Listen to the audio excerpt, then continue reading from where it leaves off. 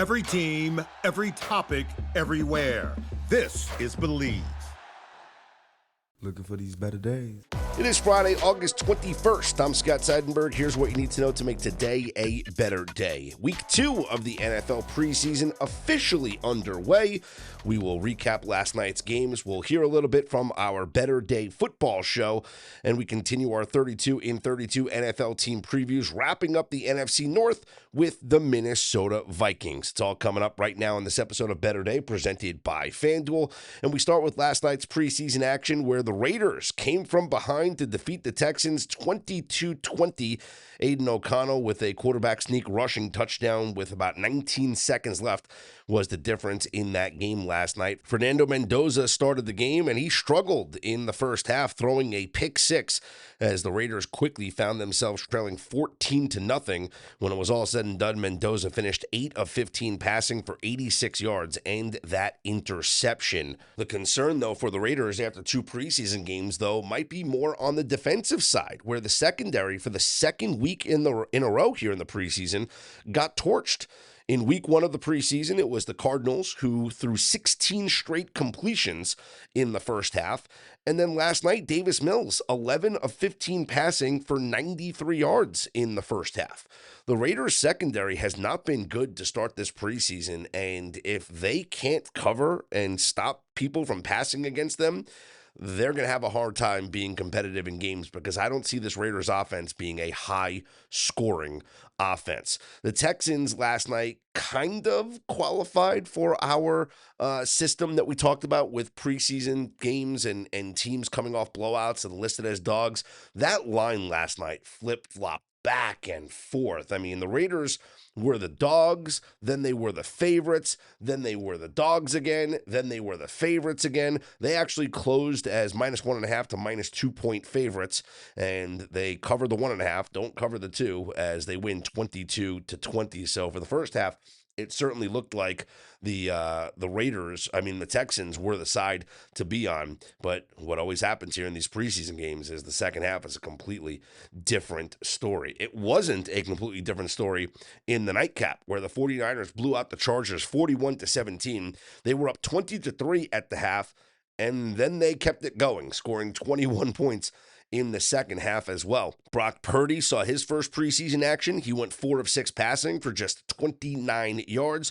Justin Herbert played the opening series, 1 of 2, with a 9-yard pass. They went 3 and out and punted away. Speaking of punts, Jacob Cowing returned a punt 83 yards for a touchdown for the 49ers.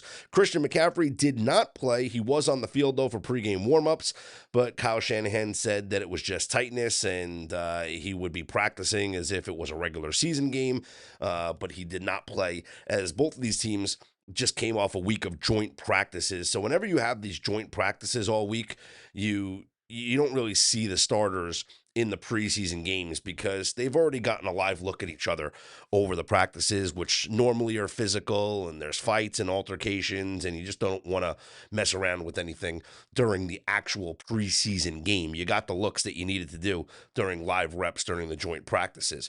Trey Lance, the former 49er for the Chargers, went 10 of 16 passing for 73 yards, 2 carries for 42 yards, and DJU, 7 of 15 for 80 yards passing and a touchdown for LA. 3 more preseason games on your schedule for tonight. The Jets are at the Steelers, where the Jets have taken money. They are now 1.5 point favorites up on FanDuel. The Steelers are going with Will Howard and Drew Aller in this game at quarterback against the Jets. Panthers are at the Jaguars. Carolina, a 1.5 point favorite. And the Packers at the Broncos. Denver, a heavy 6 point favorite at home tonight. We continue our 32 in 32 NFL team previews with today's team wrapping up the NFC North, and that is the Minnesota Vikings. Speaking of the NFC North, earlier this week, I recorded the Betting with Behrman podcast with our good friend David Behrman, previewing the entire NFC North. You guys can listen to that because it is posted on this very Better Day podcast feed, and you can also check out all of the division previews that David has on his Betting with Behrman podcast feed. But I was very high on the Minnesota Vikings, and I maintained my stance how high I am on the Minnesota Vikings. I think this is a team that goes over their win total. Right now, the Vikings have a win total of 8.5, minus 120 to the over. I like them to go over the win total, and I don't hate a sprinkle on the Minnesota Vikings to win the competitive NFC North, where the Lions are clearly the class of the division, plus 170 favorites, but the Packers are next at plus 225, the Bears plus 305, and then the Vikings at plus 510. I got to be honest with you, there's worse plus 510 bets to make than the Minnesota Vikings to win this division, because I do think it is going to be a competitive division. Minnesota was a solid team last year. They were a 9-win team with the worst quarterback play that you're going to have in the NFL. And with Kyler Murray coming in, it gives them some validity at the quarterback position under a quarterback guru coach in Kevin O'Connell.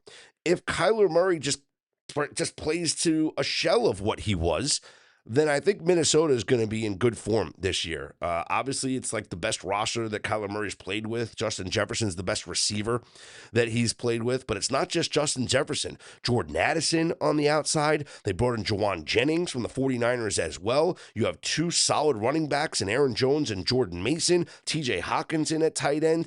Like, this team is very solid offensively with the weapons around Kyler Murray. On the offensive line, they rank solid with Christian Darrisaw.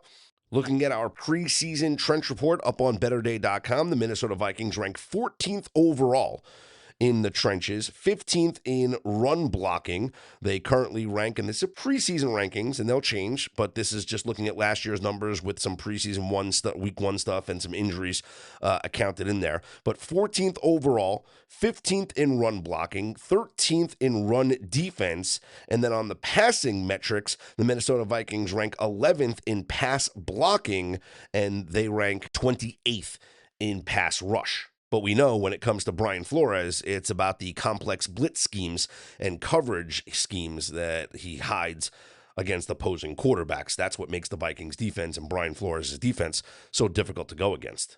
Looking at the schedule, the Minnesota Vikings will probably only play one, maybe two games where weather could have an impact.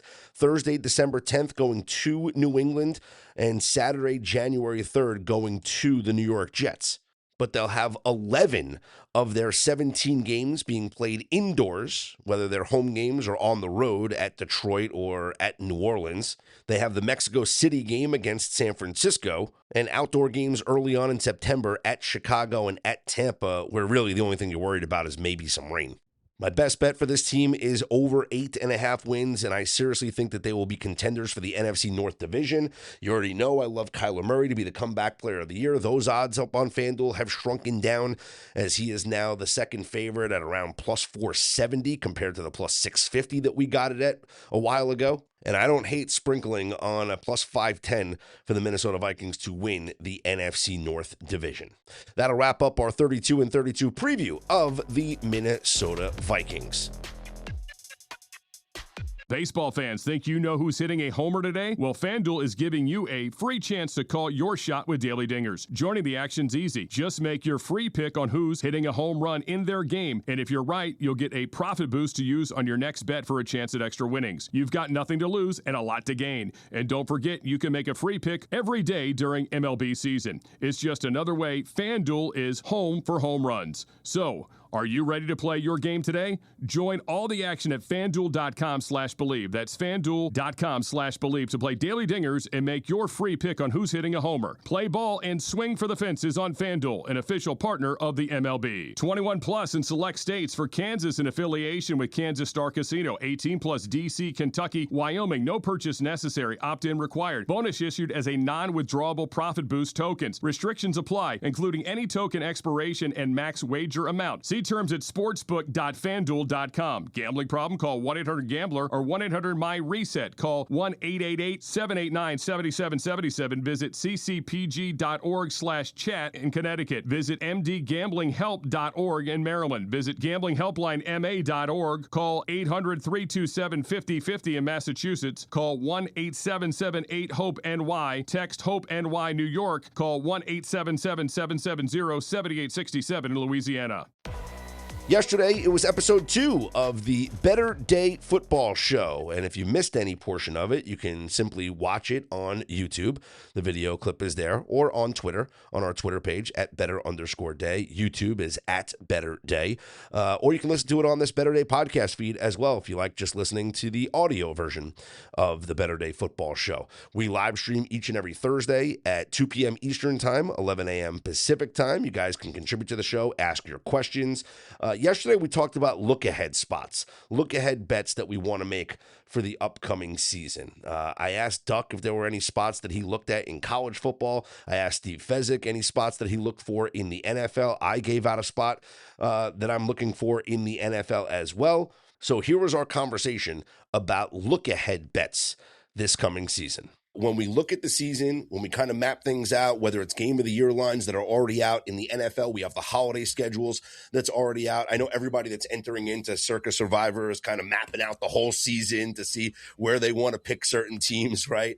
But let's talk about a couple of look-ahead spots that we've either already bet or that we've circled. Now, Duck, I know your portfolio is rather large with a lot of these game of the year lines that have come out. So why don't you give us one right now of a look-ahead spot that you've already bet here for the upcoming college football season? Well, I did bet the Miami game against Clemson, and I bet that as a pick'em at MGM.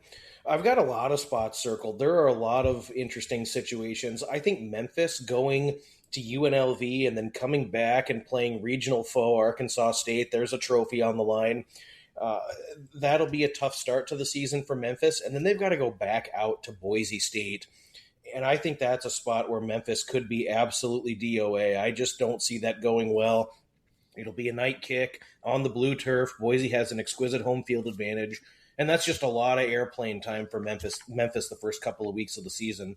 I want to back Boise State in that situation. Here's another one, kind of unpopular perhaps, but you look at BYU's schedule, and they have some questions on their team with the lack of receivers and the downfield passing explosivity, and if they're going to be able to have some of the explosiveness that they really need in order to contend in the Big 12. Well, they host Notre Dame in a huge game for that program. You get the BYU home voodoo going. It's going to be a late kick. It's going to be likely a close game, at least for a little while anyway. Well, the very next week, they've got to get on the plane and go to Orlando and go to the bounce house, and they're probably laying 2 touchdowns, maybe 16.5, 17 if they found a way to upset Notre Dame, which I'm not suggesting they do, but if they were to, they got to go to Orlando and play UCF immediately after that. That is a very, very tough spot for them to be able to do that. Even Arkansas has a tough game with Tulsa, where they have a major conference game beforehand, a major conference game after that, and then sneaky old Tulsa comes to town. And with the way that the staff with Silverfield has just had this propensity at times when he was at Memphis to play down against lesser competition, he was always able to get his Memphis teams to play up, but sometimes they also played down to their level of competition. So sneaky Tulsa catching 16, 17 points on the road at Arkansas, who's not very good this year. That's another spot I have circled where I want to back the dog. I like that. Fez, what do you think of the spots that Duck just mentioned? Oh, spot on. I agree. I mean, he's focusing on college football. I'm more focusing on the NFL. Like, I look at the Rams. They're going to Australia, Melbourne, or however you pronounce it. Then they have a Monday night football game back home. And then they got to go to Denver on a short week. They're going to lose that game. When I say they're going to lose that game, it's not going to be priced correctly. All right. And then they have to go to Philadelphia. So a nightmare back-to-back spot weeks 3 and 4 for the Rams. Now, the problem is the Rams are the best team by margin in the NFL. So there's, issues there, but that's not the time we want to invest in the Los Angeles Rams. There'll be better spots, throughout the course of the year. So, but when I'm analyzing the NFL, the problem is it's obvious and everyone's doing what I'm doing. Mm-hmm. The beauty of what Duck's doing is that how are these sports books setting the lines week 5 on a Tulsa game or week 2? Exactly. They're taking the power ratings, taking the difference and adding in the home field advantage. And that's all they got time when they're putting up the openers to do. No, you're 100% right. I'm also looking at the NFL and looking like you, Fez, with travel spots and spots that I think the book is not pricing in. So we have right now, like college football's game of the years, the NFL has like their holiday schedule up. Right now, you can check the holiday schedule. On Christmas Day, the Chicago Bears are 1.5-point home favorites against the Green Bay Packers. Well, look at the 2 weeks prior for the Bears. They go to Miami on Sunday, December 13th. Now, you know, Fez, my whole take about betting against cold weather teams when they travel down to South Florida at the end of the year. It's like your body, your brain chemistry goes into like vacation mode. And I always feel like those teams suffer. Like we saw New England suffer all the time going down to Miami under Belichick. There's just something about getting out of the frigid cold temperature of Chicago and getting off the plane at 75 degrees in Miami, and it just changes everything. So, okay, you play that game against the Dolphins. Dolphins are going to be a bad team, whatever. Then the next week, they have to go to Orchard Park to play against the Buffalo Bills. Forget about that 75-degree vacation. Now you're probably in frigid cold temperatures there in Orchard Park in Buffalo, playing against one of the best teams, if not the best team in the NFL, not named the Los Angeles Rams. And then after those 2 road trips, you have a short week where you have to host your division rival, the Green Bay Packers, on Christmas Day. That's a spot where I want to back Green Bay. And at plus 1.5, maybe Green Bay's the teaser candidate right now. Maybe we tease them up. But I'm telling you right now, forget about that for a moment. I don't think that line is Bears minus 1.5 by the time we get to Christmas Day, week 16. And look no further to series history where the Packers own the Bears. Plenty of Packers fans going to that game, limited home field advantage. So this is not the case like Joshua brought it up. The Bengals are like undefeated under a harvest moon in when they're wearing their dark orange uniforms and a full moon within 6 days. I mean, it's just ridiculous. But here, I think it makes a lot of sense why the Packers always do well when they do play in Chicago. And it's a terrible spot for the Bears on top of it. So, of course, we should be looking to bet on Green Bay in that game. And on the other side, the Packers, prior to going to Chicago, they have the same opponents in Miami and Buffalo, but they're in Green Bay. So back-to-back road games for the Bears before playing the Christmas Day game against the Packers. The Packers back-to-back home games before playing the Bears on the short week on Christmas. So another reason why I like the Packers there in that spot. Once again, if you missed any portion of the Better Day Football Show, it is available right now on this Better Day podcast feed, or you can watch the episode on YouTube or Twitter. Make sure you subscribe to our YouTube channel so you never miss an episode, and join us live each and every Thursday, 2 p.m. Eastern, 11 a.m. Pacific time. Join the chat, ask your questions. We gave out a season-long prop bet on yesterday's show as well. Plenty more of that to come as we get into week 0 of the college football season next week, where we're talking about actual games that will be played with best bets for those games, contest entries as well, and fast forward to week 1 of the NFL regular season with all of our best bets, contest plays, and more. A reminder, the Better Day mobile app is available. Whether you have an iPhone or an Android, go to Google Play or the App Store, download the Better Day mobile app, become a Better Day Insider or Premium member, and here's hoping you make today and every day a better day.